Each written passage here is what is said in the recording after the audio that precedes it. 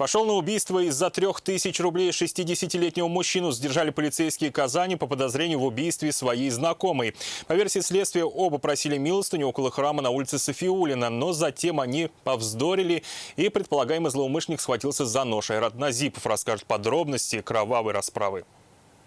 Прям стоят, не пускают, в обходе оставляют проходить. Эти кадры сняли местные жители еще в пятницу. Что стало с женщиной, не подававшей признаков жизни, тогда никто не знал. Но вскоре следователи выяснили. Она стала жертвой убийства своего 60-летнего знакомого. Оба несколько месяцев вместе просили милостыню около храма. В дальнейшем между мужчиной и женщиной произошел конфликт в связи с тем, что он обвинил ее в том, что та якобы похитила у его подруги 3000 рублей.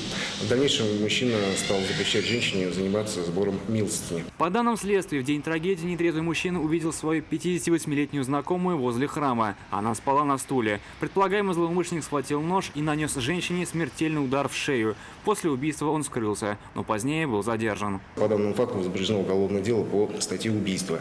Причастность к совершению преступления мужчина признал полностью. Собирать милостыню мужчина, вероятно, уже не будет. На время следствия он будет находиться за решеткой.